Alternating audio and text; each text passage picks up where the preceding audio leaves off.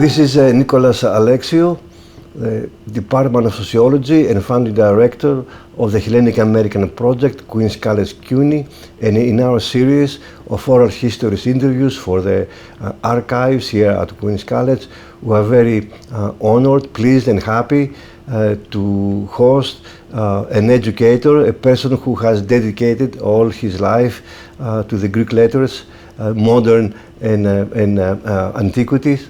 And I want to welcome Professor Demosthenes Triantafillou, who came all the way from New Jersey here in Queens. Thank you very much, Mr. Triantafillou, or Demosthenes, if I may. Thank you for coming to Queen's College and to the Hellenic American Project. It is a great pleasure and a great honor to be with a very prominent Greek American academician, the Professor Alexiou.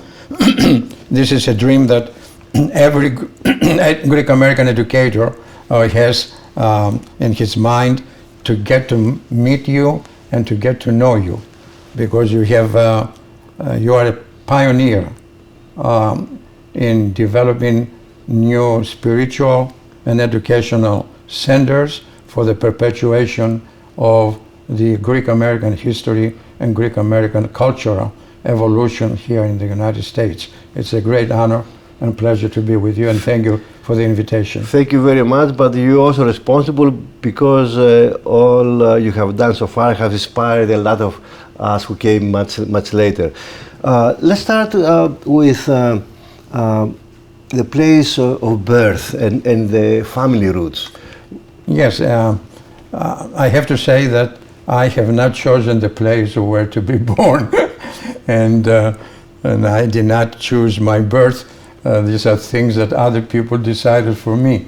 So I was born in a very historic village, Emborios, and as you know, in English, in the English language, we have the word emporium. Emporium. So they call it Emborios because it was a commercial center. And on the island of Nisyros, and Nisyros is a volcanic island. It was born through a mythological story, and it is made of pumice, elafropetra, sikira, pumice, and it's all volcanic because it has the volcano there, and it is the only working volcano in Greece. We are talking about Santorini, but when you go to Santorini, you don't walk inside a crater. You don't go to walk in the volcano.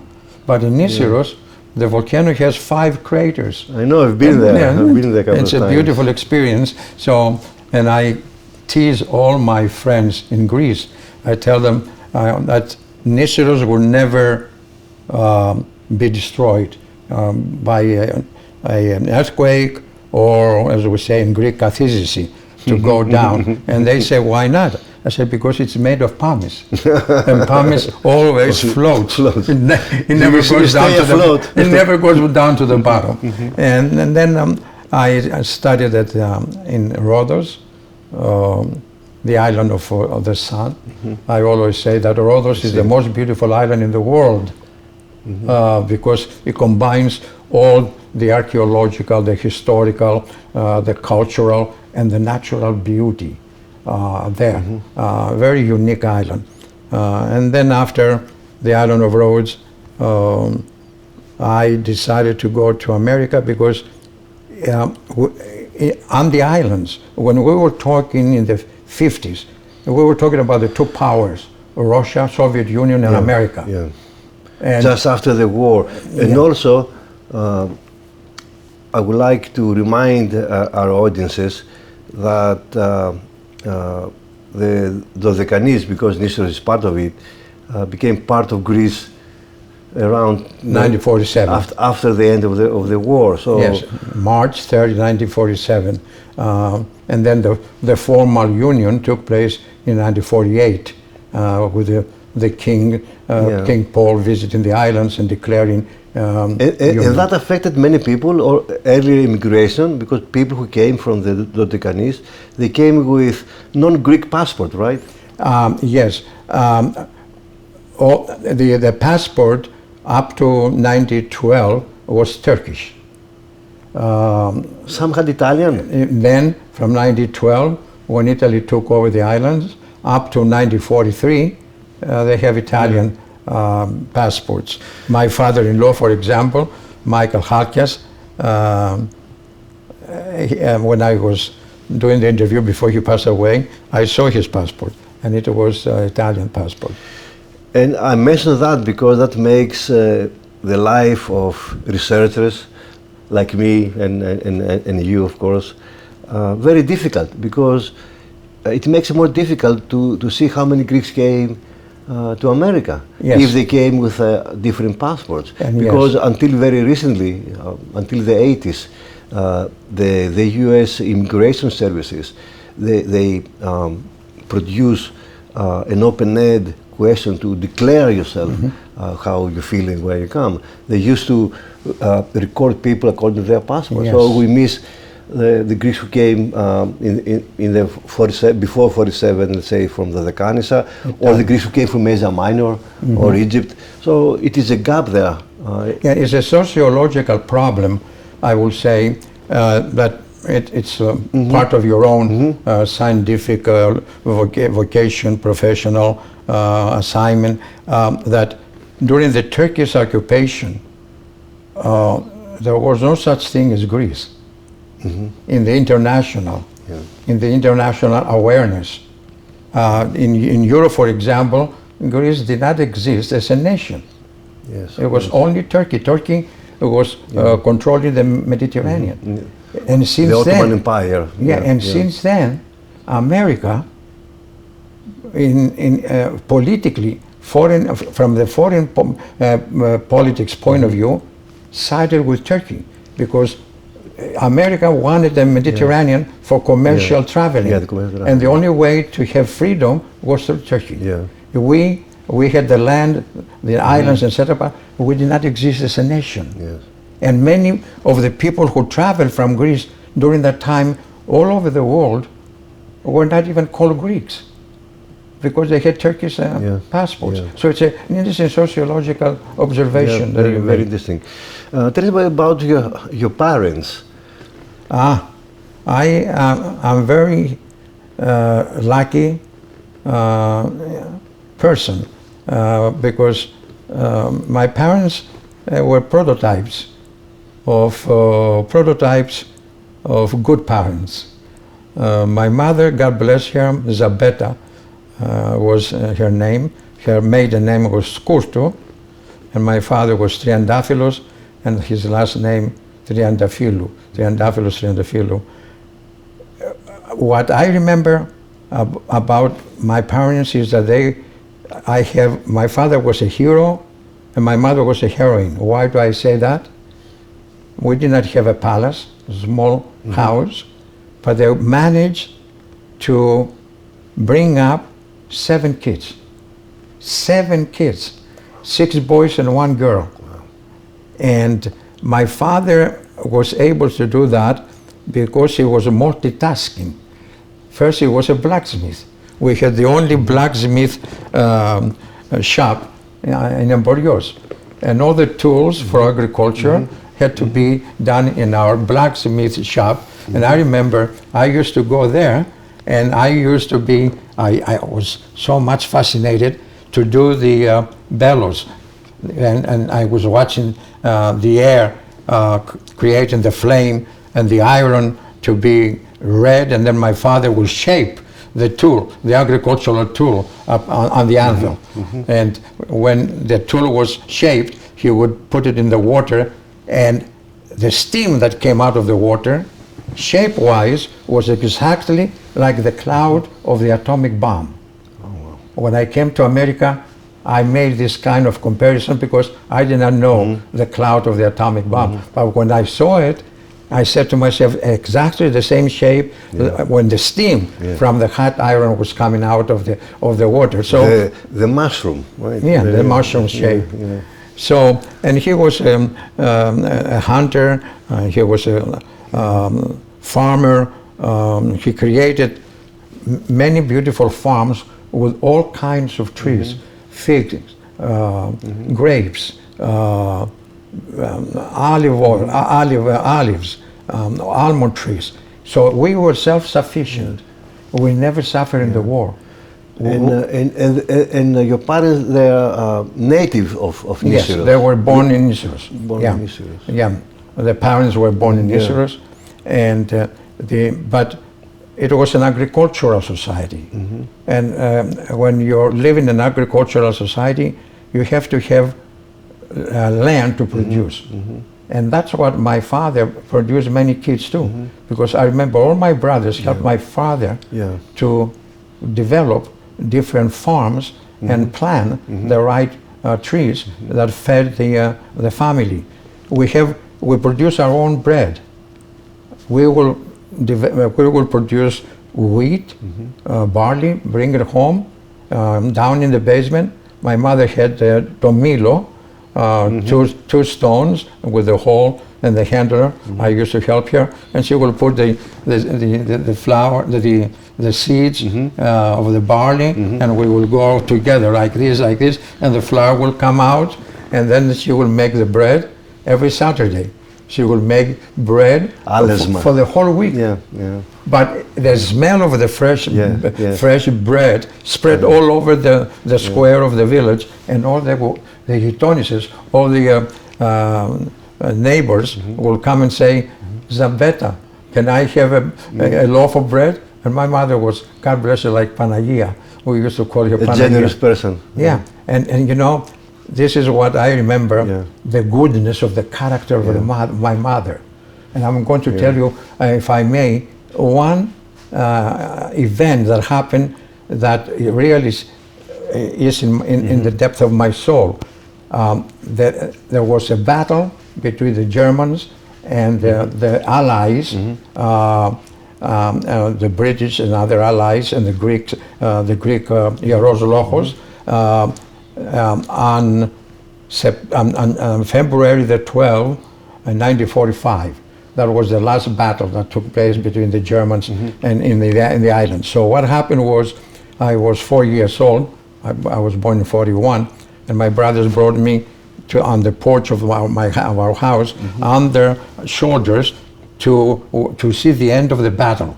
And I remember seeing the Germans against the wall of the church with their arms up. And I remember seeing the wounded on the floor of the square and the blood running down in the square. And this is what happened. Talking now about the character of my mother. My mother would take water to the wounded German soldiers and give them water, because the German soldiers used to say, Mutter, Mutter, Mutter, and talking to my mother. And my mother thought it was water, because she knew the word water in English. So Mutter, Mutter, she thought that they wanted water. So she gave water to every German wounded soldier. And the Greek general went over and says, please don't give them any water. And my mother said, why not? They are our enemies. And my mother turns and tells him, well, they are human beings. Oh my God. I never forgot that story. And that told me what a good mother I had, you know. So they were teaching us with their examples, with their deeds, what they used to do. That's what we were learning. And your parents were people who probably never left the island. They lived. They never left the island. To go abroad or whatever. No, but they had this inner kindness. It is civilization. It's the generosity. It's the ancient Greek. The Trojan women. Love that you fall in love with ye. To understand the enemy. And understand the enemy and respect the enemy. As a human being, as you said. What was the reason that you moved to Rhodes? Well, and when? We did not have high schools. Our schools in Nisyros, we had the elementary schools in the different villages, and we had very good teachers. I remember all my teachers in the elementary school, Aristotelis Patouris, Michalis Kambourakis, excellent teachers. And then I went down to the Protevousa, to the capital of the island, Mandraki, where the gymnasio was. So I went to the first grade of gymnasio. It's called Homeric Gymnasio, and it was built in 1909. Interesting. So, and Omirio. So I went there for the first grade of the gymnasium, and then at the end, gymnasium was closed. They closed the gymnasium. So a lot of my classmates, we were crying when we found that out. Because not enough students, not much children, or not teachers? I don't really, I can't recall the reasons. All I recall is the sentimental situation, how we were crying in the porch of the school, that where they were closing down the school. We all were traumatized, all traumatized. We were friends from all the islands, and then all of a sudden now we had to be dispersed. But that was typical for other areas of Greece, right? I would imagine so. I would imagine so. Because of the war, maybe the Balkan wars in early... maybe lack of teachers, lack of funds, and who knows what the Department of Education, how the Department of Education, not the Ministry of Education was thinking about. But some of my classmates went to Kos, others went to Athens. I went to Rhodes because I had my aunt Irene Scourtou, Yorgos and Irene Scourtou. They lived in Rhodes, and they did not have any children. So all my brothers who went to Rhodes and myself lived in the house of my aunt Irene Scourtou. God bless her, she was like my mother. Good human beings. You know, this is what I remember from the society that I grew up as a young kid. The kindness, the love, the empathy, the sympathy, the caring of other human beings. Interesting. You know, it was the best lesson. Because it's not easy for a young person to leave the place of birth and growing up and going to another. Maybe it's not that far away, but definitely it is a foreign place in a way. And then my mother was the one who influenced me. Here is the story. We did not have any relatives in America. So my mother used to tell us, "Oh, did you see Mrs. So-and-so received a baulo from Americanos." Oh, yeah. The baula, the American aid, the chest, were the symbol of wealth. Symbol of wealth. A lot of dresses, Sendonia sheets, pillows, and from America. So she was always complaining that we did not have anyone in America to send her a green leaf. Look at she was talking about a green leaf. I could not understand her. And then my brothers explained to me that she talks about the dollar as a green leaf, that she did not have anybody. So when the immigration opened up, etc., two of my brothers came here. Nick came first. Nick, who was before 1920.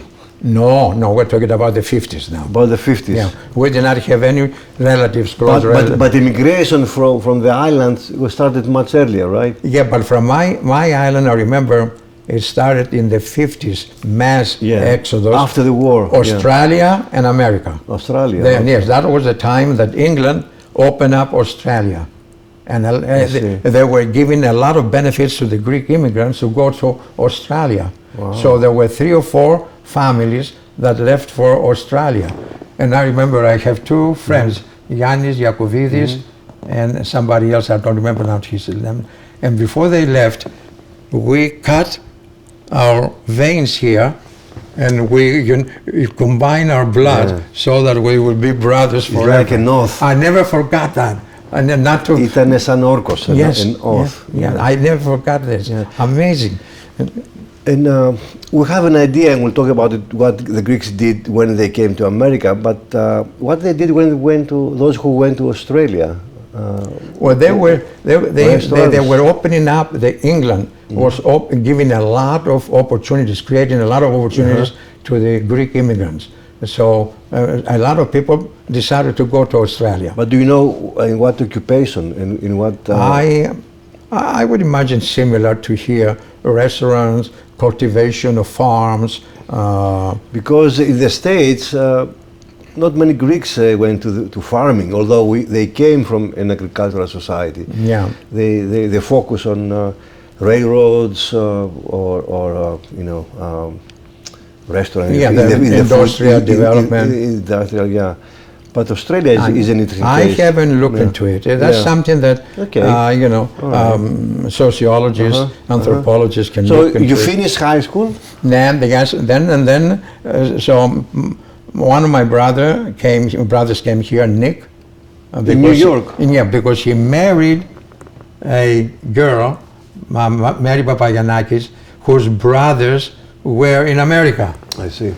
So they were able to prepare the papers for their sister, and her husband also came. And then my brother wrote to me when I was finishing the high school and said, come to America, big opportunities. I see what happens to a lot of other youngsters who come here. And so I decided to come here. And you knew what you wanted to do? You had in mind something you wanted to do? Well, it was a little bit cloudy in my mind. I always loved the language. I always wanted to become a professor of literature and writing. I remember I wrote my first poem, and it was read in the high school in Rhodes about Evagoras Palikaridis. The hero. Από την Κύπρο. Yeah, the Cypriot hero. Yeah, again, big hero. Who revolted against the British. Yeah, we had one of the best professors, Fortis Varelis. You ask anybody from Rhodes who was the best teacher, Fortis Varelis. He has written quite a few books. And he was an immigrant also. He came from Bucharest. And he was teaching modern Greek, Nea Ellinika, modern Greek. So here is a sentimental moment. I was in the 5th grade, and στη τάξη γυμνασίου. And Evagoras Palikaridis was also in the same grade in Cyprus. So we went into the classroom. Mr. Varelis comes in and starts taking attendance. And then at the end, he says, Evagoras Palikaridis. Silence. Evagoras Palikaridis. Silence. Oh, Evagoras Palikaridis. We started crying. He says, Evagoras Palikaridis is not with us anymore, my children. He is in immortality, αιωνιότητα. And she says, he writes his name on the blackboard and says, I would like you to write ecstasy, a composition. That was when I wrote a poem. My ecstasy was as a poem using Homeric terms. Interesting. And then the next week, Mr. Varelis asked me to read my poem in the classroom, and I shed tears when I was reading it. And so I mentioned that because I was a worshipper of the language. Somehow, from the high school, I found fascination how the language is a tool to externalize your thoughts and your feelings. I never know what you have in your heart unless you describe linguistically your feelings. But you can see the symbols, which is language. That's right. It's symbols. the best tool for communicating. And I love that kind of discovery early in my life. So I came here to follow literature. So you came here in your late teens, right?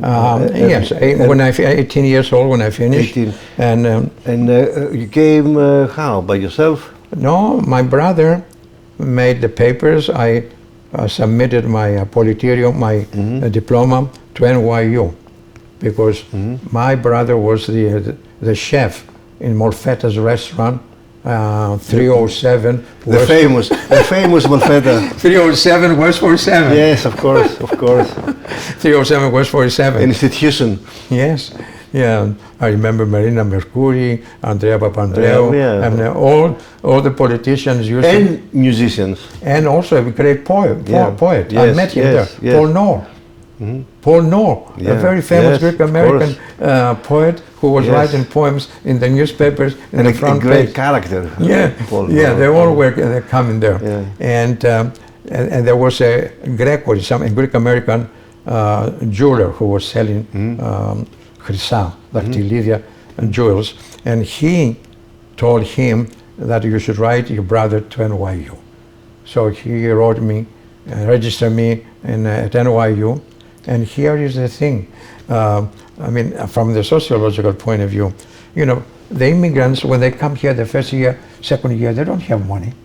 Yeah. So Anyway, it was always an expensive institution. yeah, and it wasn't at that time, but it was comparatively speaking. But to get a visa to come here, you have to prove that you are not going to be burdened to the American society financially. Yes. So, Still they have it, called the affidavit of support. yeah, so you have to, the affidavit of support you have to show. Yeah. And my brother did not have, he had not saved money yet, 2 years, 3 years. And so Gregory gave him $15,000 Oh, wow. and put it in the bank under his name just for this reason, Yeah.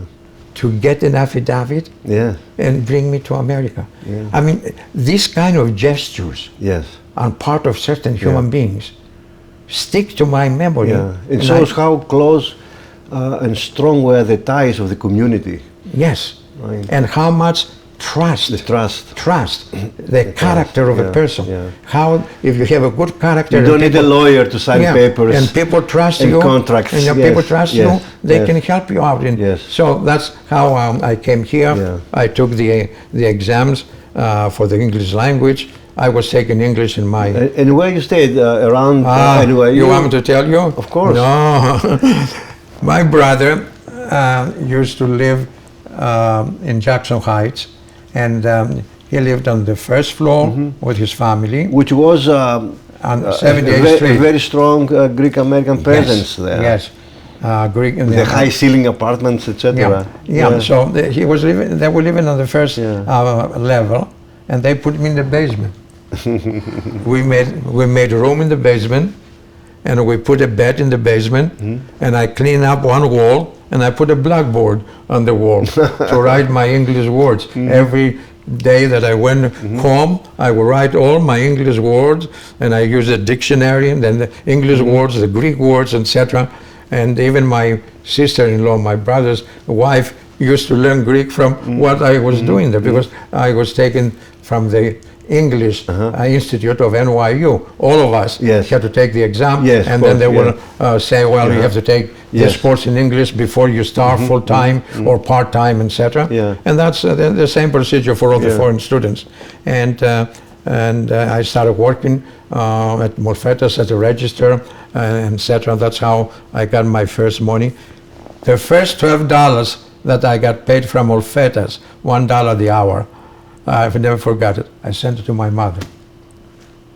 Very The interesting. first $12. To see finally a green leaf. Let's see, she always wanted. A green leaf. I never forgot it. But I never complained though. This is what upon recollecting my experiences, this is what I discovered. I never complained.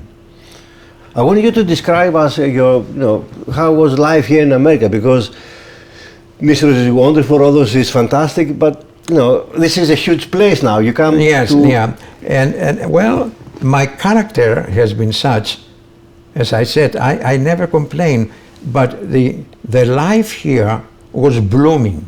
It was like a Greek in neighborhood. early 60s. Early in 1960, early 1960. Yeah. I came here November of 1959. Okay. So I thought Manhattan, 8th Avenue, Manhattan, was like a Greek avenue. Just to mention a few things. Molfetta's restaurant was on 47th Street. Further down was Pantheon, very aristocratic. Further down was Paradisos, it was Kendrikon, where people used to go to buy music and so on. And then was Cassos Brothers on 9th Avenue, the Pantopolio, the most famous grocery, Cassos Brothers. And you could buy anything you wanted from there. It was like a Greek neighborhood. And then further down on 8th Avenue, there were the nightclubs. Nightclubs. Port Side, Egyptian Gardens, to name some of them. Yeah, Sirocco. A lot of Sirocco, yes. So many. And it was a Greek town. We don't have anything similar nowadays. That beautiful neighborhood nucleus of the Greek American community does not exist anymore. There is no one night club. There are no bouzouki anymore. I cannot believe how the cultural habit of going to bouzouki and Nectarino Kendro nightclub has disappeared from the Greek American community or nowadays. even the boaths. It's amazing how what kind of transformation came about. But we had a lot of Greek immigrants at that time. Yes. I'll tell you something else also. It was a secret, but I may disclose it to you. Some people from the boats, Frideriki, Anna Maria, used to jump boat. And they will come to Morfetas, and my brother will give them the basement to live for a few days until they will find a place to go. And there was a code, way of communicating that my brother told me. He says, if the CIA comes inside, the FBI or whatever, immigration, etc., go like this on the floor 5 times. And if there's somebody down, he will open the door on the street to escape. So if the immigration officer goes downstairs, he's not going to find anybody. I mean, these things were reality. You know, we lived it, and that's why and I like these things because there were challenges, you know, of the human mind, of the human character, to do something for you, for another human being. So I mean, that's why I'm saying I never complained. I lived a beautiful Greek American life. I was able to go to the church there. We had the church of St. Eleftherios, and then we had the church of St. George further up on 59th Street. So there were 2 churches there, and also there was no crime. That's another thing that we have to emphasize. Really? I used to take the train from 59th Street to go to Jackson Heights. How much was the token then? The first token that I paid was 5 cents. Then it went to 10 cents, then 15 cents. Interesting. And, what is the average wage? It depends. Well, the Greek businesses, they always made deals with the immigrant workers. For example, the minimum wage that we call it now, minimum which is now wage between 15 to $1 $20 an hour. $1 an hour. But there is something else that some Greek businessmen were exploiting the Greek immigrants workers in this way. They will say to the worker, I'm going to give you $300 for the week. Okay. But if I put you on the Social Security, you're going to get only $225. So what do you want? The $300 or $225? Well, every immigrant will say, give me the $300. But the employers never explain to the workers that by doing this, later on, you're going to get paid from Social Security much less. Because I'm reporting a smaller salary. My brother said that because when my brothers started collecting Social Security, they saw a small check. And they complained, and then they found out how much the employers were putting Interesting. in. This is a very interesting discovery about the early Greek immigrants, workers, you know. Yes. And then, of course, at NYU, I enjoy my life. Which was a very radical school, besides being a good school as far as concerned academic standard, but also a very progressive school. And I was a very radical student. And at that time, we know the story with Picasso and others, that it was the peace movement, Bernard Russell, that the 60s was a very radical decade the most for radical America. Decade. We started also later, it started with the civil rights movement, and then you have the anti-war, anti-Vietnam movement. Yes. At NYU, I don't know if you are familiar about this, we founded the first Greek American students organization. Yes, of course. I have some of the archives here. Aristotle. Yes. Aristotle, and I have to tell you the story that you won't believe it. I was on the side. There is a Demosthenes who founded the other ancient. This is Aristotle and Demosthenes. And Demosthenes, yes. At some point, you have to tell me about your name. I mean, how Demosthenes came. Well, here is the story. I don't believe it, but this is the story that my parents told me. When I was born, I was the only baby that I was born talking. Interesting. And my parents said, what name are we going to give this baby? He's talking. And my father says, Demosthenes, the great orator of Athens. Yes.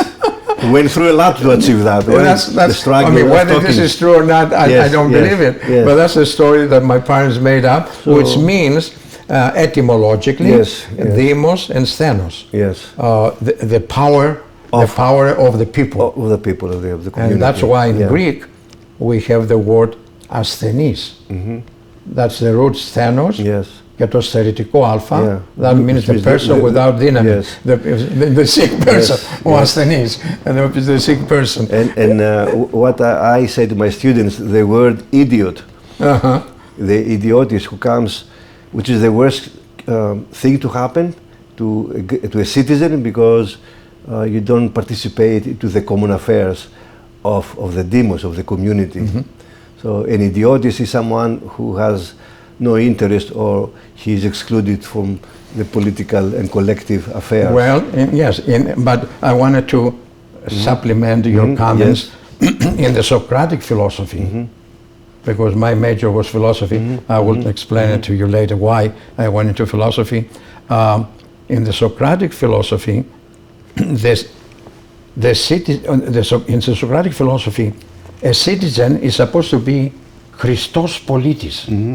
Christos meita, so that someone Christos politis. And Socrates developed his philosophy on how to develop Christos politis. His ethics was about this concept. And then the opposite is achristos.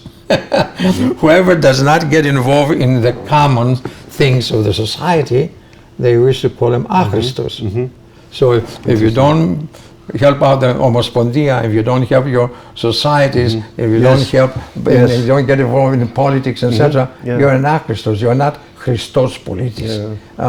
Later I will argue your critique about, because as a sociologist we keep saying we exist because we coexist.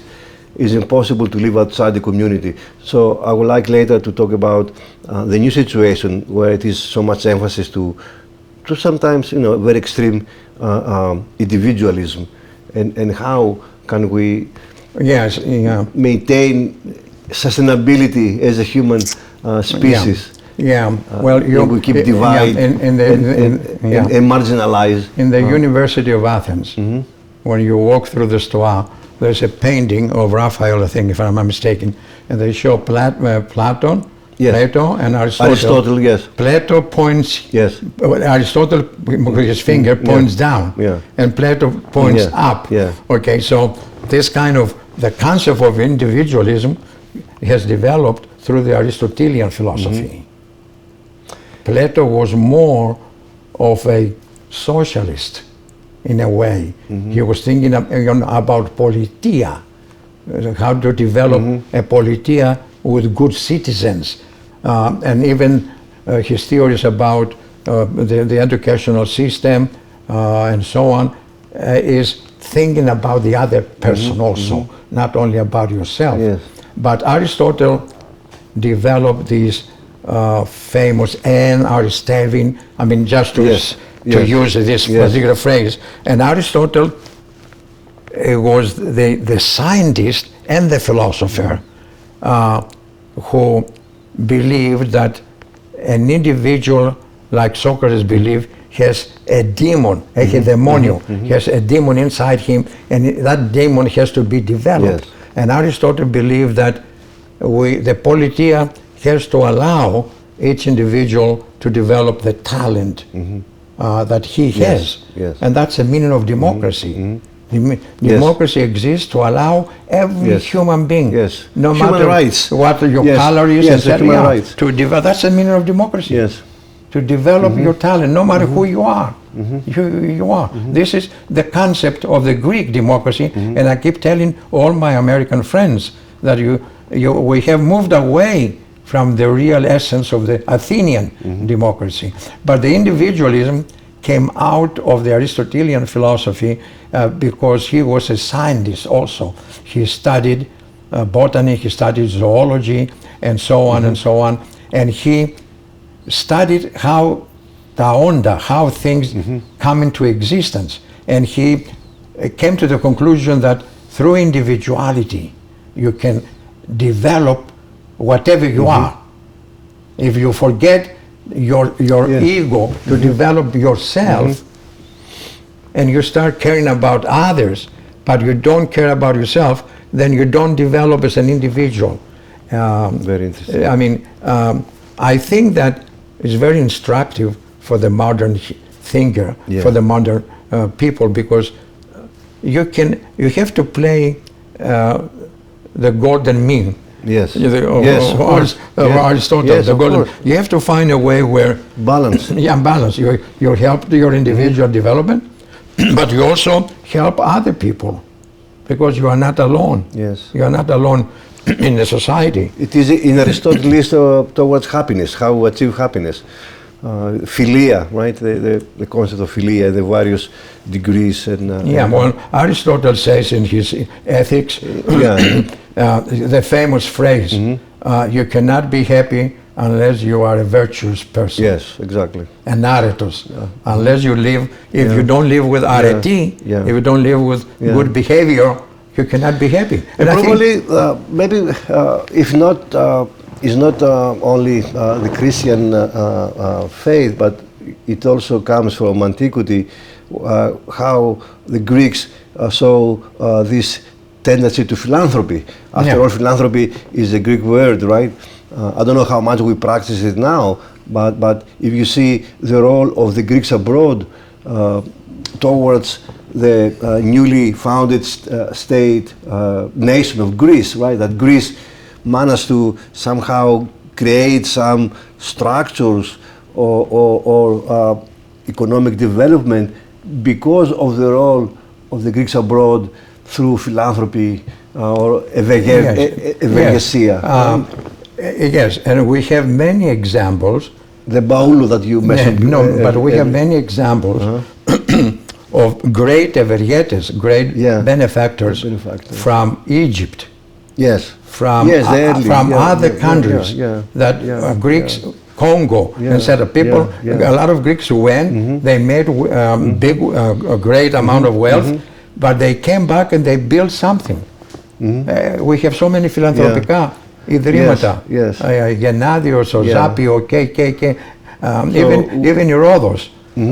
We have two buildings, Καζούλιο Gymnasio και Βενετόκλιο Gymnasio. That's the names of the families from Africa, from Congo, that came back with money and they built the two buildings. So Kazoulis, we have a father, George Kazoulis, in Long Island, in one of the churches. He is the great-grandson of the famous Kazoulis family that built the Kazoulion Gymnasio in Rhodes.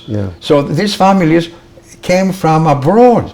I don't think anybody has studied the benefits to Greece Yes. from these immigrants, early immigrants. It's something that from Egypt, from Egypt. With your help, maybe Congo, we can shed some light on that. And they gave the names Yeah. to the buildings. Yeah. And this is what I'm saying, Professor Alexiou. I mentioned to Mr. Gatsimatidis, who is from Nisyros. I said, John, I don't see a school, Gatsimatidis school, Greek school. I don't see a building in Nisyros with your name on. Or so many other, Michael Psaros. You don't see a building anywhere for the Greek community. So you think that modern Greeks, they are the wealthy ones, in America, they are not as philanthropically inclined as the early immigrants who are from Greece, who went abroad, made money, and they came back and they wanted to make something to show their name. You know, because Greeks they have a strong ego. They are creative human beings. They want to create something to be remembered. And let me for just posterity, let me just add here the one characteristic of the ancient Greek mind, culture, philosophy, thinking, and so on, was how to become immortal. Immortality was what the ancient Greek mind was seeking. How I, as a human being, can transcend my humanity and become immortal. So how do you become immortal? By creating a Greek school. Give your name to the building. You walk into many hospitals. You go to any American hospital. For Dr. Papanikolaou down on 70th Street, York Hospital. You walk through the halls, you see big portraits of the people, and it says, Doctor this, Doctor that, you know, gave $500,000. They have portraits everywhere of benefactors. Where do you see this? We have the greatest Greek American medical scientist, Dr. Papanikolaou. I haven't seen one protomy bust in any Greek American community. And I keep telling wherever I go, the Eratikos Proistamenos, the president, every Greek community should have the bust of Dr. Papanikolaou. Every community. The pap test. Besides Aristotle, besides Socrates, besides Homer. Why don't you get into the church and you see a lot of Judaic, Hebrew prophets, etc. Where is Aristotle's statue? Where is Socrates' statue? Where is Homer's statue? Why? This is our culture. Why don't we put them around the church or inside the cultural centers? There is nothing like that. Why? Because, as I said, as I was going to say, that's why I took philosophy, to see where we went wrong. We should not write 2025 now. We, as Greek Christians, Hellenic Christian tradition, history, should write 5025. Which is common to the Jewish tradition. It's typical. You're right, your Hellenic Christian year, and then the Christian year underneath. There's nothing wrong with that. What we have done, that's why the poet says we took the wrong way. We have You've been Seferis. Πήραμε τη ζωή μας λάθος. We have forgotten the foundation of the genuine Hellenic culture. We are not projecting it. We cannot continue like this because all religions, with the progress of science, will minimize their effect and control over societies. This is the prediction that I'm making. And the Hellenic mind, which is ecumenical, universal, humanistic, will always be with us. Will always be with us. But the religious thinking, like what happened with the 12 gods. For 2,000 years, the 12 gods were controlling life because the aristocratic society, class, of the Greek societies, the aristocratic, had the power, and they used the myth, because it was a myth of the 12 gods. There was no 12 gods. How come nobody thought about walking up to the mountain Olympus to meet the gods? Nowhere you find a curious person saying, oh, let me go up and see if there are gods up there. It was a myth used by the aristocratic classes to exploit, to use the people for military purposes. Yes, the gods are with us, and so Zeus would help us with the Keravnos, or the thunderbolt, etc. And I think they knew that. I think they knew that. But they like the myth, But what I'm saying is, the Hellenic mentality, the ancient culture, our philosophy, the Aristotelian philosophy, the Socratic philosophy, the Platonic philosophy are the universal, ecumenical, intellectual, educational foundations of the human mind. Mao Zedong translated 10 times the Politeia of Platon and the laws. Οι νόμοι του Πλάτωνα έχουν μέσα τα πρώτα στοιχεία του κομμουνισμού. Αν δεν έχετε διαβάσει τους νόμους του Πλάτωνας, σας παροτρύνω να το διαβάσετε. Γιατί εκεί αναπτύσσει ο Πλάτωνας την σκέψη ότι η πολιτεία έχει τη δύναμη, όσοι πηγαίνουν εναντίον της, να τους συλλαμβάνει και να τους θανατώνει ακόμη. Εκεί μέσα, γι' αυτό βλέπετε τους νόμους δεν τους διδάσκουν πολύ στα ελληνικά πανεπιστήμια. Λοιπόν, αυτό που θέλω να πω είναι ότι we have neglected our ancient foundations, which are the elements that made us proud all over the world. When you go to American universities or any universities, they teach you Aristotle, they teach you Homer, Aeschylus, Sophocles, ancient Greek literature, ancient Greek philosophy, etc. They don't teach you Άγιος Βασίλειος, Μέγας Βασίλειος κτλ. Because this is a theological sphere. And in philosophy, as you know, philosophers do not accept as valid the method of apocalyptic knowledge. Anyone who claims through apocalyptic notions that there is God, there is angels, and so philosophically it has logically has been proven to be invalid. This is conflict, and I don't think we have touched this conflict between religion and ancient Hellenic philosophy. It's a very interesting element that has not been explored. I went to philosophy because I had discovered early in my life there was too many things wrong and too many things that were not true that we were teaching our people, and even the kids, the kids. The focus on faith, which is, we respect faith, but faith is something that you cannot document. Faith is something that is a psychological, I would say, projection of the ego to accept something to satisfy a need. Like Plato says, whatever you cannot explain scientifically, you understand through a myth. You create a myth or theory until it's proven true. Faith is excellent. It's a paregoric, therapeutic to the human being. You've got to have faith because your hope is based on your faith. And now whether the content of the faith is true or not is a different dimension of epistemology. Epistemology, the branch of studying if a statement is true. You make a statement. You say, it's my opinion. Okay, but opinion can be right or wrong. It's not knowledge. If you're claiming knowledge, then I have to challenge you. Opinions belong to the private domain, to the individualistic domain. Statements, they belong to the public domain.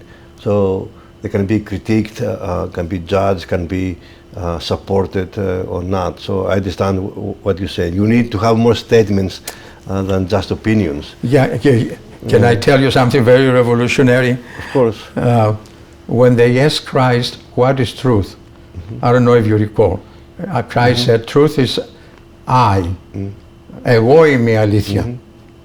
When they asked Aristotle 2,000 years ago, what is truth? Here is the definition of Aristotle.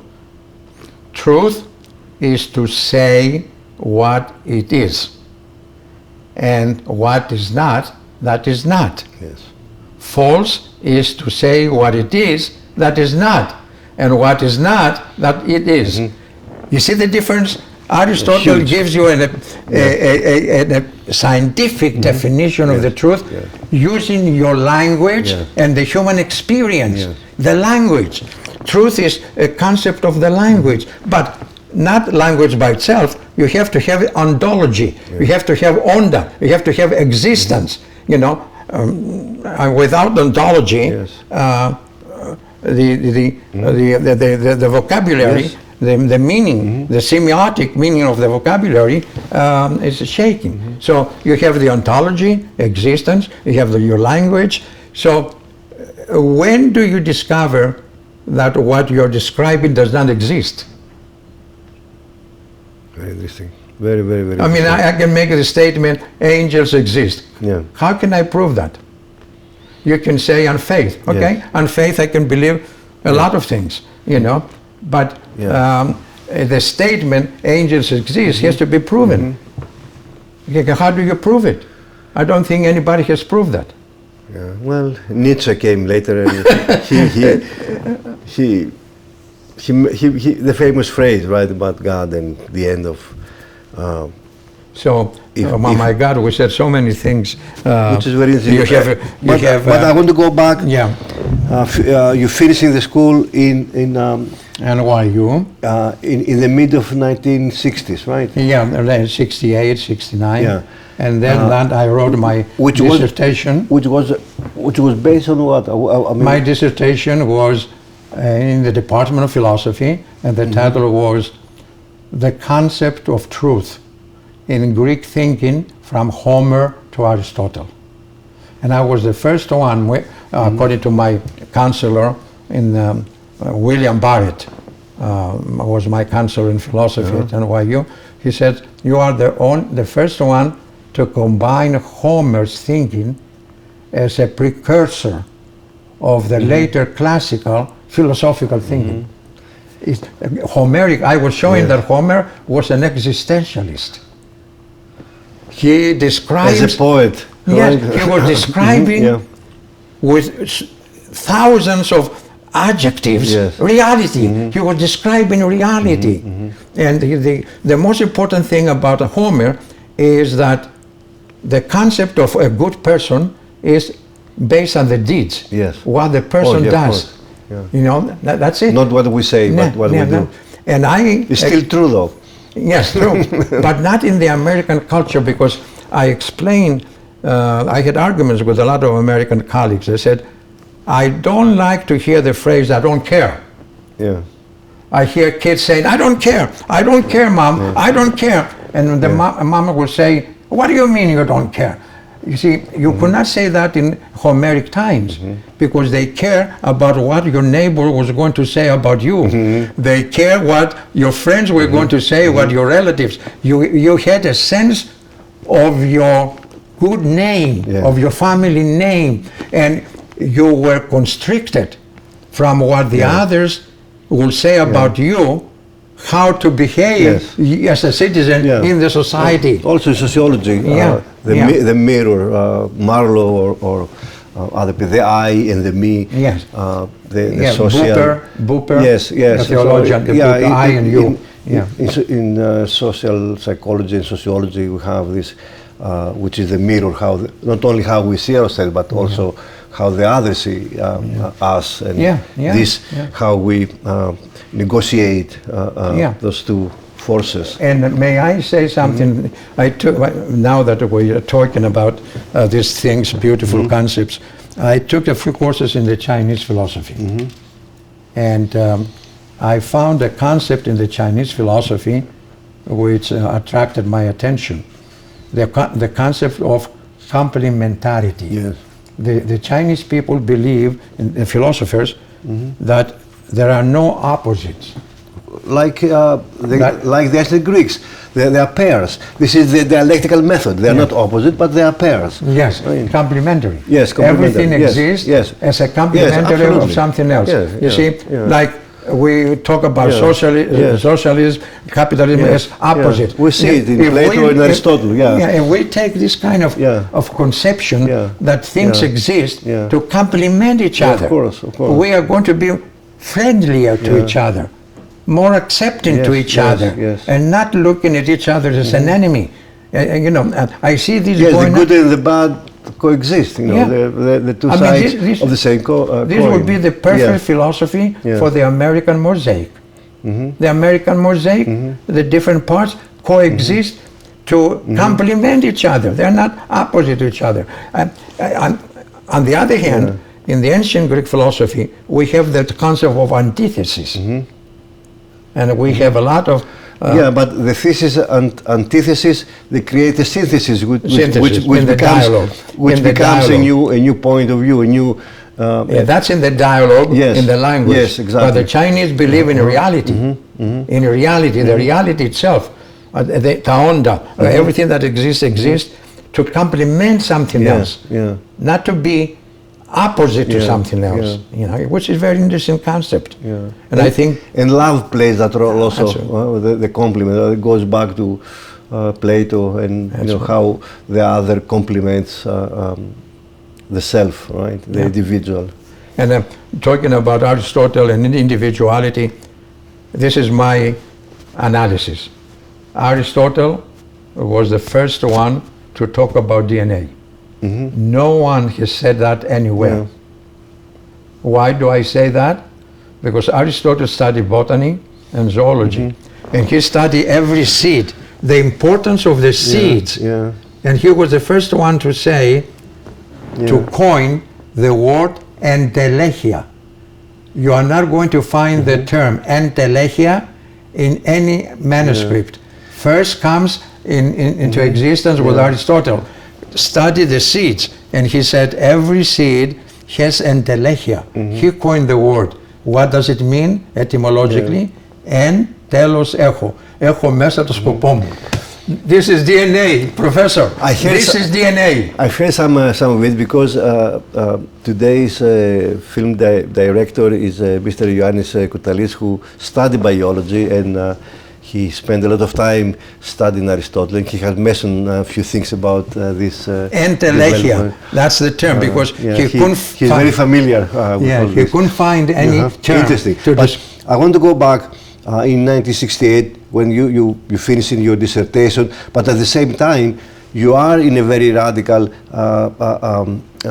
student association at NYU, and we have we demonstrated. And in 1967 we have the Greek junta. We demonstrated in front of the United Nations, and I'll tell you something. I was going to go to Greece to the medical school because I took biology, biochemistry, because I was interested in the phenomenon of life, and I said to myself, I have to study chemistry, I have to study biology, biochemistry. How am I going to understand the scientific meaning of life if I don't study all these things? So I took all these subjects. So then my brother says, go to Greece and become an MD. You have all, they will accept you in the second year. So I sent my papers, etc. I was ready to leave. I dated my wife, my girlfriend Barbara. I took her out, we had the dinner, and then I said, I'll see you. So the next day, my cousin Triantafillou, who was a gynecologist, he had a clinic in Athens, sends me a telegram. Says, Demosthenes, don't come to Athens. 3 policemen came to my house and they asked about you. And they told me that as soon as you come here, you will be arrested and taken to the army to serve in the army for 3 years. I said, how did they know me? He said, they showed me pictures demonstrated in front of the United Nations during the junta time. Who took the pictures? CIA. The same thing happened with my cousin John Philos, who teaches at City College. he's a civil engineer. When he went to Washington, D.C. To sign a contract with the president of the City College Engineering School for multi-million contract. After the conference finished, the president of the university came out. Dr. John Philos was kept inside. The president of City College was waiting. After almost 30 minutes, John Philos comes out. The president says, "What happened, John?" He says, "You won't believe it. The people there, I guess the CIA people, came and put about 10, 15 pictures of my cousin Demosthenes on the table. Demonstrated in front of the United Nations, demonstrated when Kennedy came to NYU to speak, demonstrated when Malcolm came to speak, demonstrated almost in every demonstration. They had pictures of me. And I couldn't believe it. You had the file. When John Philos said that to me, then I believed it, because he's my cousin. And what I'm saying is... I take it that you didn't visit Greece during the junta years, right? No. Yeah. But when I interview some people who participate into the anti-junta movement here in New York, they told me that although the demonstrations were massive sometimes, but a lot of people, the majority of the Greek American community, they were some kind of skeptical, or... They were. Most of them were. It was the students mostly were moving up and down and demonstrating. I mean, I remember, not during the... Eva Steele came here. Not Eva Steele, Mercury.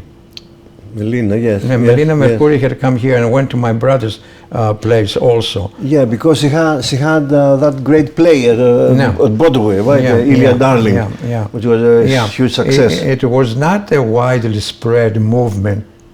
One reason was that the Greek journalism was not thoroughly anti-dictatorial. You mean in Greece or here? Here. The Greek American newspapers. The Greek American newspapers press. Here. Yeah. The newspapers here were not 100%. It was Atlantis. It was towards the end. Ethnikos Kyrikos. I think mono Campana. Athanasiadis. Athanasiadis. God bless him. He was. He was very radical. Yes. Well, he had good ideas. I don't want to use a characteristic term, but he had good ideas. And as you know, to transform the society, you have to offer good ideas and show that your ideas will bring a better result. We are followers of John Dewey's. John Dewey, the great American educational philosopher, said, we have to be pragmatists. Yeah. That's another word, from Aristotle. Yeah. This is the American philosophy of pragmatism. Yes, of course. But it comes from the philosophy of Aristotle, because Aristotle first used ta pragmata. He points down on the painting, not ideas. Platon. Τα πράγματα, πραγματιστές. Οι Αμερικανοί είναι πραγματιστές. Αυτή είναι η φιλοσοφία τους. Όλοι οι φιλόσοφοι, William James, John Dewey, οι μεγάλοι φιλόσοφοι από το Columbia University, μου διαφεύγουν τα ονόματά τους, από το NYU, ο Sidney Hook, ένας από τους μεγαλύτερους πολιτικούς φιλοσόφους είναι ο Sidney Hook, μπορεί να τον κοιτάξετε, ο οποίος ήταν σοσιαλιστής πρώτα και μετά άλλαξε και έγινε καπιταλιστής. Λοιπόν, CUNY had even for a time, it was Bernard Russell was here. Bernard Russell, CUNY was at its high at the time. And Einstein was here, and he planted a tree in the engineering school of New York University up in the Bronx. And wherever we played soccer, the soccer team, because I was on the soccer team of NYU, we used to go there and sit under the tree that with a plaque and name Einstein, so we could get some wisdom from the tree that Einstein had planted. I mean, we had a beautiful academic career, even though we didn't have money. But money is not everything. So until 1967, that the junta was in Greece, you couldn't go. How many times you visited Greece since '59 that you came? I did it. You didn't? I did it. No. So you didn't see your mother all this time, or the mother visited? No, I didn't see my mother. And I got married in '69, and in '70 we decided to go during the summer to see my mother, etc. And 3 months before we decided to go, my mother passed away. Oh. And your father? And my father, we brought him to America because he developed a blood coolies anemia, where the red blood cells do not produce hemoglobin. So he came for therapy. And he came here, and he lived here 5 years with blood transfusions, and then he passed away. He stayed with my sister's family. And all this time you live in Jackson Heights? In Jackson Heights until I got married. And then you moved to?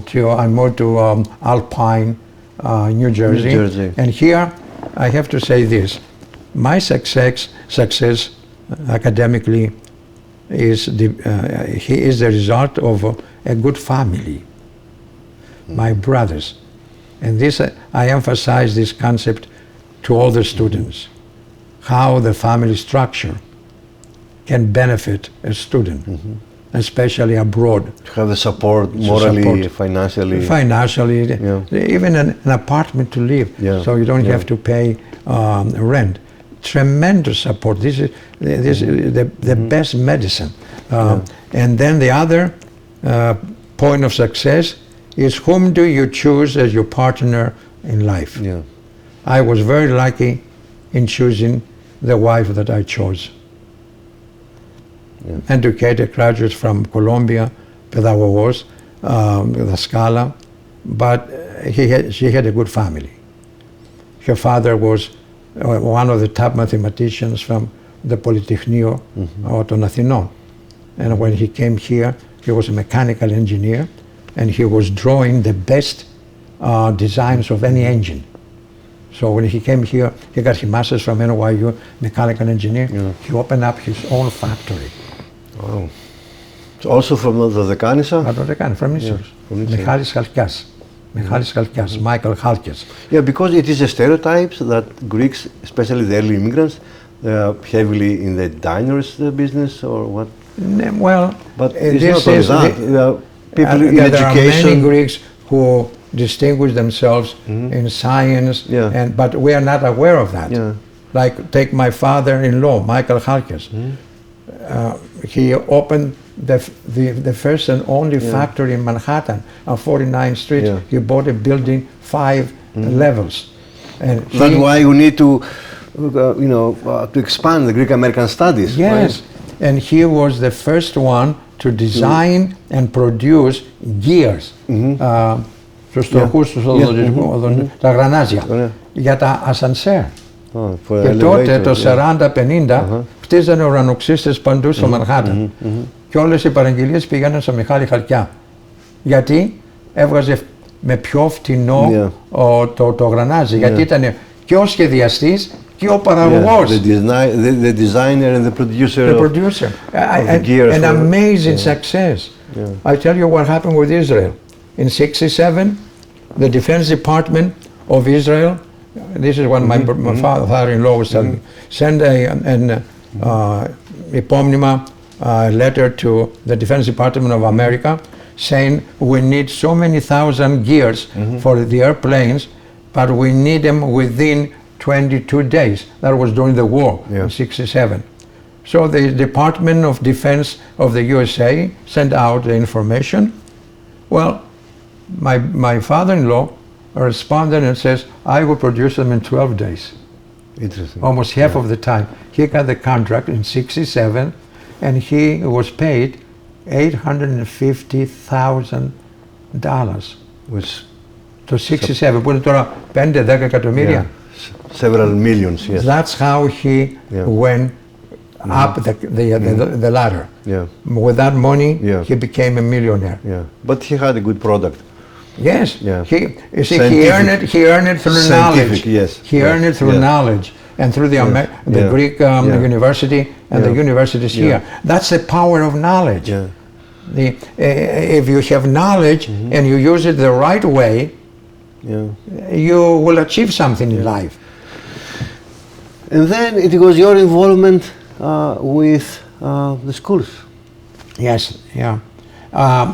When I was president of the Aristotle Society at NYU, we had many conversations about the educational poverty of homogeneia in New York City. Yeah. We could not believe that we did not have a university or college for the homogeneia in New York. We could not believe that we did not have a high school. We could see many Catholic schools with fields, with so many buildings, etc., and we had nothing. And that's when I was the only Greek student who majored in philosophy. Yeah. All the other Greek students will go to engineer, medicine, make money, etc. Yeah. They used to call me, "You're not going to make any money. How are you going to live your life with philosophy?" But I believed in the power of the ancient Greek philosophy. It's a transforming power that we have neglected. So I went then into philosophy, and then I started asking the question. I gave a lecture in 1963 in the old office of St. Demetrius downstairs. I have the pictures of the people who were there on the stage. My topic, the Greek American educational system in New York City. And that, in 1963, I criticized the Archdiocese that has neglected and has not built schools, and especially high schools. Who was the Archbishop then? Iakovos. It was the early years of Iakovos, right? Iakovos. Because before that it was Athinagoras. Athinagoras, and then Mikhail. And Iakovos. But it is a bitter truth that our church, our archdiocese, and generally speaking, has not embraced the proper way the development of the Greek American educational system. We are not excused for not having a medical school for the homogeneia. We are not excused for not having a law school. We have lawyers, we have buildings, real estate, galore, and we cannot have a law school for our kids to go to become lawyers. Or produce teachers to teach Greek. Medical school for our kids. Other minorities have. Universities, Catholics, yeshiva, you name it, they have. We have scientists, we have rich Greek Americans, but we don't have leadership. Because the Greek American community is a community that shows socioeconomic mobility, upward mobility. So why it is this gap, this? There is no leadership. There are no leaders to take the bold step for education. Take AHEPA. They have the name. Educational. Yes. Progressive and... Where are the schools? I'm asking you, Professor Alexiou, point to me one school in America that says AHEPA Δημοτικό Σχολείο, AHEPA High School, AHEPA Law School, AHEPA Medical School. They have in Greece some of that. Yes, in Greece, but how about here? They have hospitals in Greece, Thessaloniki, etc. I give them credit.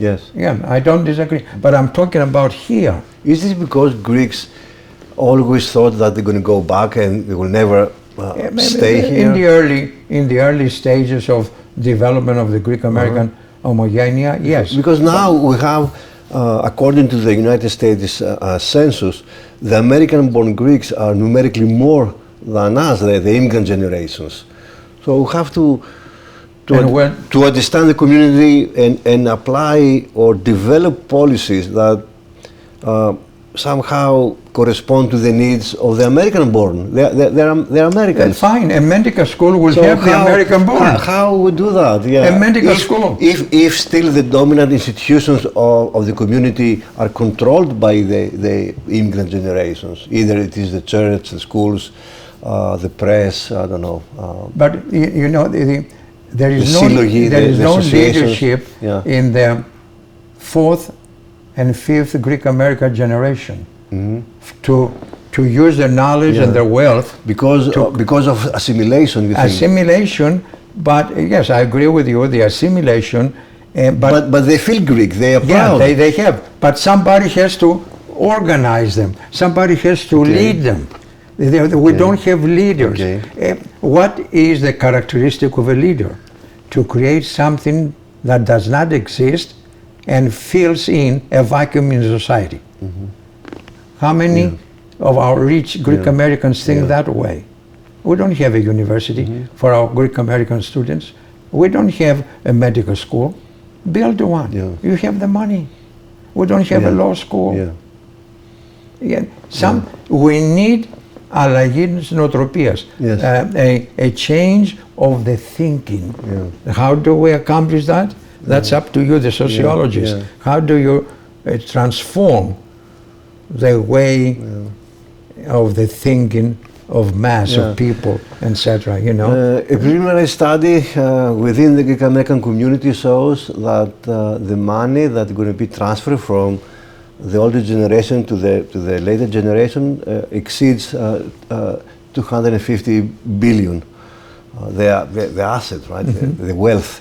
Sure. So it is a lot of. It's a lot of money. We have a lot of rich Greek Americans. But the cultural or the educational vision, you know, it's somehow in atrophy. It is in atrophy because no one cultivates it. Nobody cultivates. Who is the leader of the Homogenia at this time? The Archbishop? No. Who is the leader of the Homogenia? Who? We don't have a leader. Archbishop, by definition, is a spiritual leader of the religiously organized Greek American, which is, I would say, what? Maybe 20%, 25% of the Homogenia. How about the rest of the people? And especially the people who are the third generation, the fourth generation. They go to the church for baptism. They go to the church for the wedding, etc. But where are the church produced medical school where they can send their children? Where is the church produced law schools where they can send their children? America born to become American lawyers, not Greek lawyers. We don't have idrimata, we don't have educational institutions to gel, to bring people together. Do we need them? I mean, they're necessary? Well, how do people get married?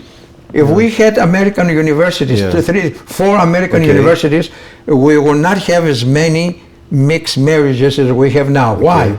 Most of us fall in love when we are in college. Yes. But where are the Greek American colleges? Where the new generations can fall in love with each other and create Greek American families. And that's why we have a tremendous number of mixed marriages. Nothing wrong with that, but it could be better the other way. You know, it could be better the other way. To see a continuity of the Greek American community. So your thoughts about the future of Greek American community are not very optimistic, not very pessimistic?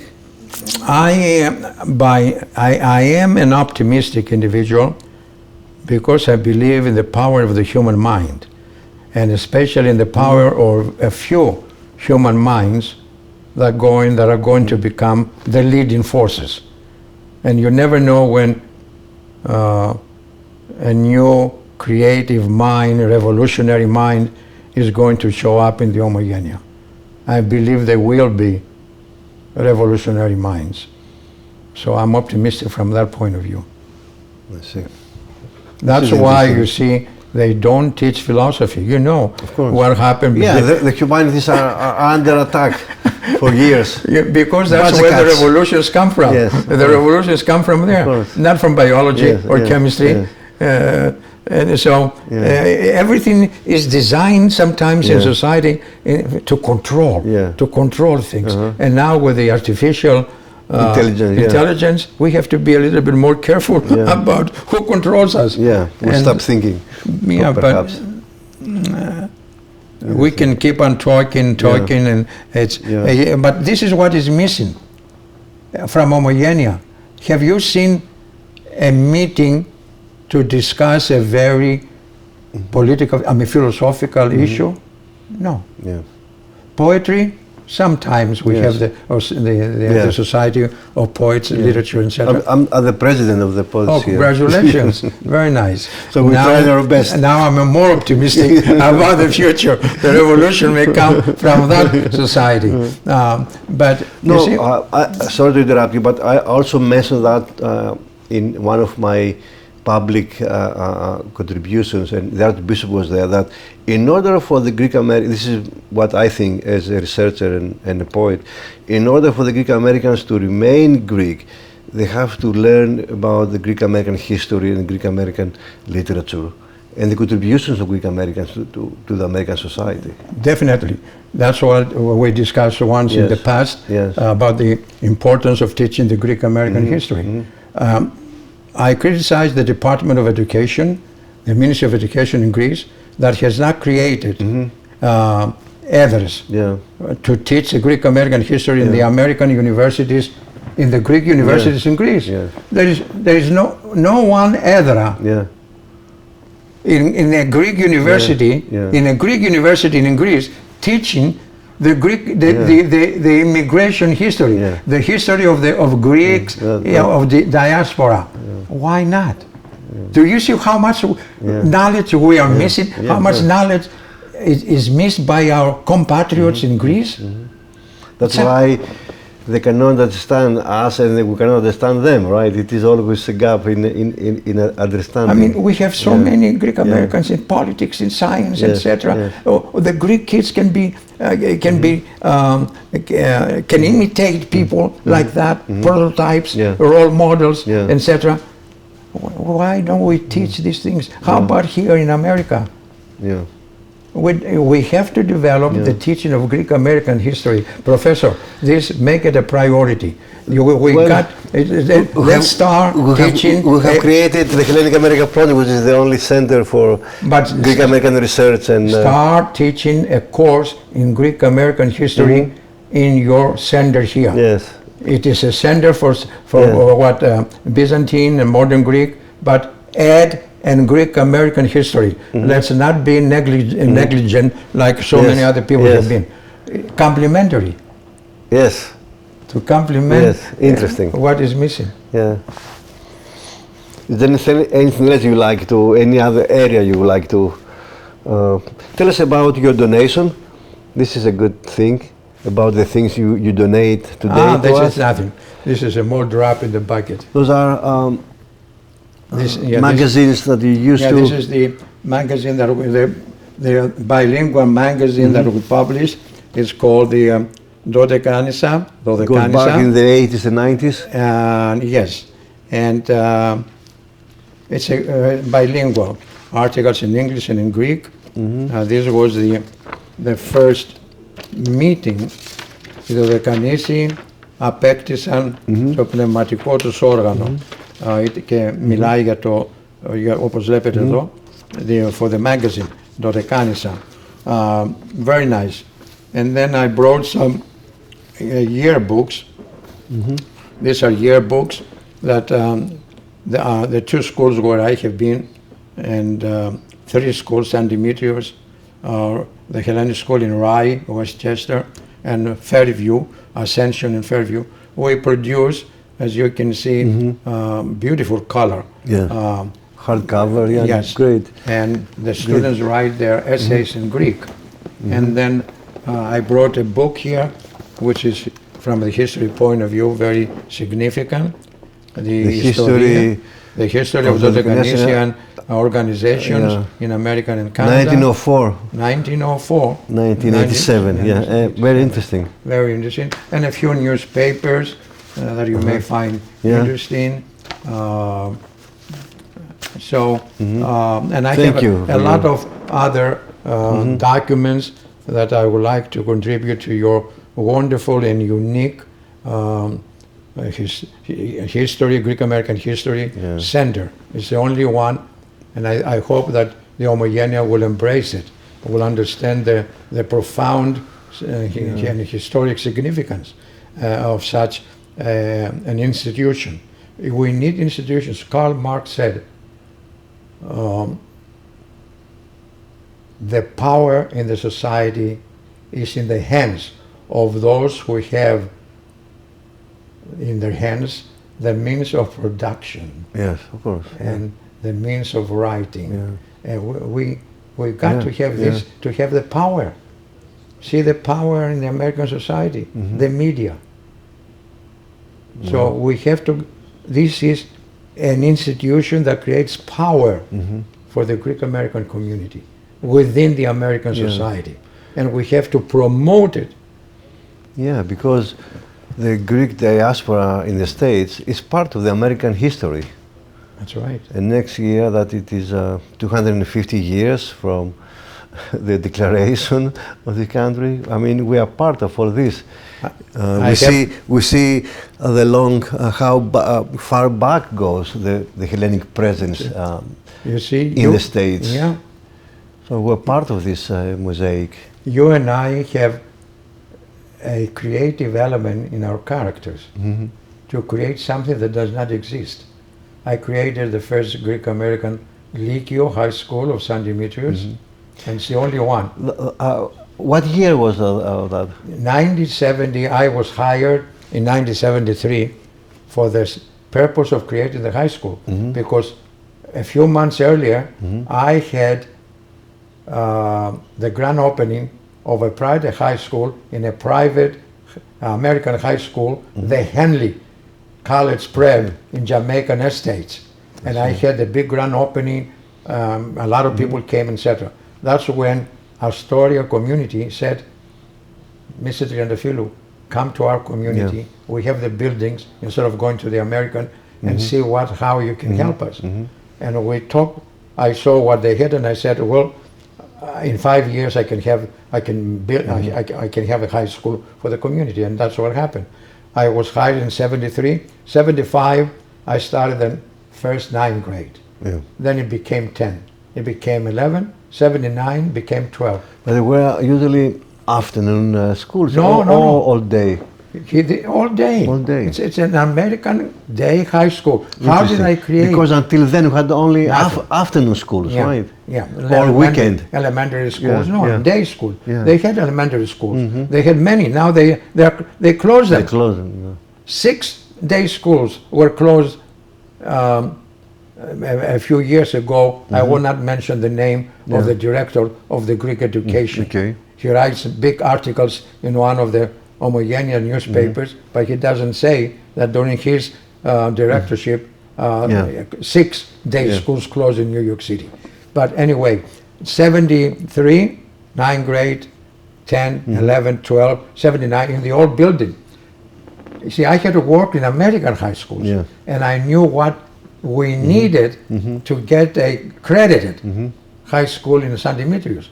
So what did I do? I took all the lower grades and I created the annex in St. Catherine's. There was no school in St. Catherine's in 73.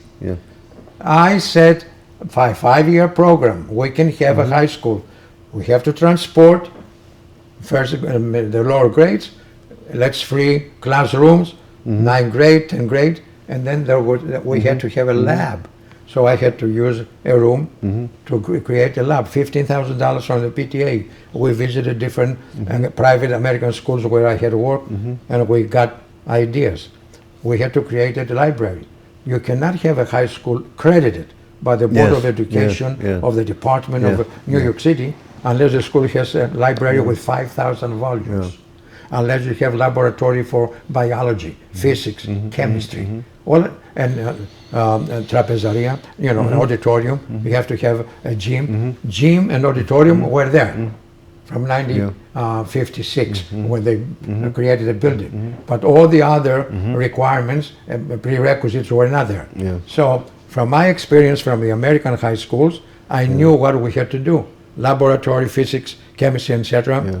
More foreign language. I added Spanish and French besides the Greek, and library. And then we created the students. We had to have students. I used to visit the families of all the 8th graders, and I kept telling them, here, you see the lab? It's going to be ready. You see the library? We're building. I had to persuade 8th graders to stay for the 9th grade. It was a big fight because I had families that were against the high school. The American-born families did not want their kids to continue in the Hellenic environment more than the 6th grade, more than the 8th grade. They thought that they lose out in the Americanization. Interesting. That's something sociologically very interesting. Very interesting. Now they came to my mind. The reason they were fighting American-born families, they wanted the kids to be more American than Greek. And I think we still have something like that in the consciousness of the second or third or fourth generation. And that's how in 79 it was completed. We got the approval from the Ministry of Education of Greece. I got the approval. I had 4 supervisors from the Board of Regents who came down and examined the personnel, they examined the program, they examined the school facilities, everything, administration, etc. Well, they gave us the okay. In the 60s and 70s, Astoria was considered the largest Greek city outside of Greece, right, with Greek population. Do you have, if you remember, enrollment? Of course. When I took the school and became a principal in 73, we had 552. When I left in 1983, 1,415. I have the magazine with the article. 1,415. My first grade had 150 students, 5 classes, 30 kids in every class. Second grade, 5 classes. That's why we created and we bought the other buildings in St. Catherine's. Those 2 buildings were not there. We had to buy the houses when I was a principal and convert them into school buildings and transfer the lower grades and build. So everything was done without the new building. When the numbers of the enrollment went up, we said we need a new building. That's when we built the other building. And now they have only about 500 students. Can you believe that? Yeah, it's sad. Yeah, the numbers are. Why? I don't. Where is the leadership there? Where is the leadership? And it's not exclusively only for Greeks or Americans of Greek descent, but also other ethnicities or races, fine. That's fine. Like the charter schools. The charter schools. You have American, and they say 20% Greeks. That's what they say. You can't have a charter school all Greek students. I see. You have to have 70 or 80% of other ethnicities. Are you a supporter of charter schools? Up to a point. I mean, it's a good way financially. Financially, it can solve the problem in many communities. The kids can learn. How I have to study, and this is for your sociologists. How far can we say, how much can we say that they produce philhellenes? That has not been empirically proven to be so. Do we really produce philhellenes? I see. All those kids who come out, who is following up the graduates of the charter schools? What do they become? What do they do for Greece? What do they do for the Greek American community? Do they do something for Greek American community? What does philhellenism means for these kids who finish the charter schools? We have to follow up their behavior, their careers, and see what they do. That has not been proven empirically yet. So, speaking of identities, you're in the States more than 60 years now. You also you play a great role within the Greek American community, but also at the same time you are involved with the American society. Correct. Right. How the Americans received you as someone who has a Greek background? I think that the Americans love the ancient Greek civilization. I see. They have been taught in the university about Sophocles, about Homer, about Plato. They are very well familiar with the creativity, the scientific contribution of the ancient Greek spirit, and also very appreciative of the ethnic patriotic spirit of modern Greeks fighting for freedom, which is identified as a moral principle of the American people. You know, they fight for freedom. We fought for freedom. We fought Second World War, First World War. We would send the Greek Americans to the Korean War. So the Americans have a I would say, reasonable appreciation and love for the Greek. There were certain incidents that happened about the Greeks in the early immigration stages. Discrimination, but that was not only for the Greeks, but for all the immigrants. But we stand out from all the other immigrants because we have contributed to the American society, even to the American Constitution and to the American Declaration of Independence. All those principles are from the Greek philosophy. The principle in the Bill of Rights, the pursuit of knowledge, the pursuit of pleasure, they come out of the Epicurean. The pursuit of pleasure is the principle of pleasure of Epicurus, Epicurean philosophy. And Thomas Jefferson and many others of the founding parents were worshippers of the ancient Greek spirit, and they study Greek philosophy, all of them. Thomas Jefferson, at the age of 14, was reading and speaking Greek. And we see the major architecture that exists around the States. They loved the ancient Or naming cities after Athens and Sparta and other Greek names. They loved Greek. So I have been driven. So you always felt that I was accepted. I was accepted. Sometimes certain people will say, who are prejudiced about pronunciation. You know, because all the immigrants have their own pronunciation. So some American-born will say, will shy you because of your pronunciation. They do the same thing with the Chinese people. They don't associate. Do you see a lot of Americans associated with the Chinese people? No, because sometimes you can't understand the Chinese people when they're talking. That's why more Chinese people go into science, engineering. You don't see Chinese people majoring in philosophy or in literature, you know, because they cannot articulate the ideas. The Indian people, the same thing. Really? Sometimes you go to the hospital and you can understand Indian doctors. So the American will try to abstain from people who they cannot understand pronunciation-wise. But this doesn't happen with the Greek people as much as with the Chinese or the Indian people or some other ethnicities.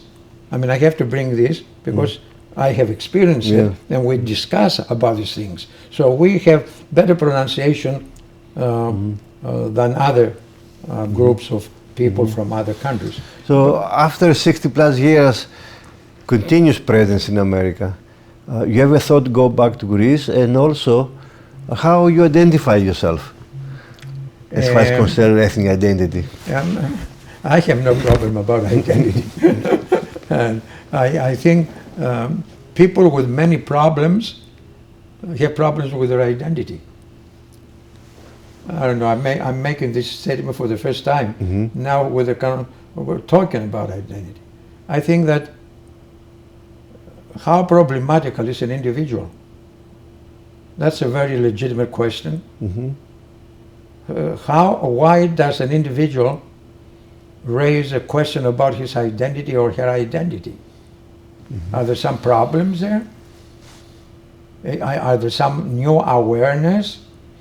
Are some new demands by the society that force the individual to reflect upon who he is or who she is? I never had a problem about my ethnicity, my cultural, because I was able to fit in and be accepted by the American society. How do I feel? I still describe myself as Greek American, but my daughter is American Greek. And I don't think we use the phrase American Greek. We should start using it. Because people who are born here, the first generation, become American Greeks. Of course. You know, I mean, if there's a war between America and Greece, they're going to fight with America. If there's a war between America and Greece, I will fight for Greece. I mean, maybe that is the criterion between a Greek American and American Greek. Whom are you going to fight for? Greece or America? I'm glad we're allies. It just came to my mind now. You know, that's a criterion. But and again, I haven't changed I haven't been Americanized because of my deep, let's say, concentration on the Greek mind and the Greek philosophy, and how that Greek mind has influenced all other cultures, all other societies, including the American political, philosophical, sociological development. Well, recently many young Greeks, they travel abroad, they immigrate in order to find a better job or to educate themselves. If a young Greek comes now, you will recommend her or him to study philosophy? It depends on his talent. It depends on his mental and psychic structure, how he perceives the world, how he perceives or she perceives himself or herself as an organ within the society. Does he have a desire to change the society? If he's a materialistic person that wants to make money, live a good life, etc., he or she will not go for philosophy. So it depends on the personality of the individual. I avoid making recommendations to anyone unless I know what the person, what kind of personality the person is. But if the person wants to become a leading force in the society, philosophy is a good organ, a good instrument for the mental development and mental weapons to use. But if it wants to live a nice life, quiet, with family, create wealth, etc., maybe he shouldn't go into philosophy. But again, it's an individual thing. You see, nobody could make me go to another field. Somehow in Greece, I went into the classical high school part. You know, the practical. The practical, the classical. So from the high school, I was initiated into the inquiring spirit of the Greek philosophy and the Greek literature. When we do Sophocles, and Antigone says, I was born to love, not to hate. When I read that for the first time, I said, my God, Antigone sounds like Christ. And then when I read Heraclitus, a pre-Socratic philosopher, your character is your destiny. Your character is your destiny. Or you never step in the same river twice. Twice. But this one, your character is your destiny, is the basis of psychology. How to develop a good character so you can be a happy person and live a good life. And arete ζωή. And so many other things. And now that I mentioned Heraclitus, we have neglected all the pre-Socratic philosophers. Anaxagoras, Demosthenes, Empedocles. Empedocles developed the evolution theory. Yes, exactly. I don't understand. People don't know these things. Hippocrates, Democritus, the father of atomic energy. These are the things that we have to teach our kids and promote, so Americans will love us forever, because all the pre-Socratic natural philosophers developed scientific thinking. Yes. The first one, he says to his disciples, please don't describe the sun as Apollo. Sun is not Apollo. Sun is a sphere of fire. forget the 12 gods. Yeah. Empirical terminology Yes, yes. in the descriptive statements of the language. Yeah. A shift of the language Yeah. from the mythological, superstitious terminology into empirical, scientific terms. Yeah. Experiential. A ball of fire. You understand what a Yeah. ball of fire? Yeah. But when you say Apollo, it's Yeah. a mythical person with etc. etc. But where do you study, where do we teach pre-Socratic philosophy? Nowhere. And it's the foundation of modern scientific thinking. I would have never known these things had I not studied philosophy. That's why I admire the beauty and the power and the strength of the ancient Greek spirit. Interesting. And your concluding remarks about the future of the Greek American community, what you have to say, what you like to say to the next next generation of Greek Americans, I think that certain things that I found very or to the American Greeks, as you put it. Something very useful for me. Teach by example.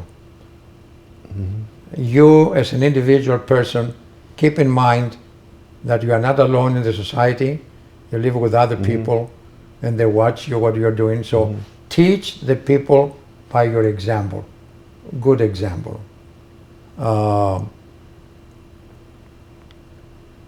Try to see what does not exist in the society, in our homogeneia, and ask yourself, what can I do to fill in the vacuum? Remember what Pericles wrote in his epitaph. Do not ask what Politia can do for you, but ask what you can do for Politia. I think we have to revive this principle of creativity. And so I say to our new generations, ask yourselves, what is missing from our society that can make society better? And make that your purpose in life. How do you better society? By filling in the vacuums that exist. And there are many vacuums. And never forget that the ancient Greek philosophy, literature, letters in general, starting from Homer, which is the most ancient European literary book, the books, the Odyssey and the Iliad, try to preserve and transmit to the next generations this treasure, spiritual, intellectual, cultural treasure that we have inherited from ancient Greece. And closing, let's say what I'm telling my students in all the Greek schools, remember what the Greek culture gave to the world. 3 things that no other culture gave. Number 1, theater.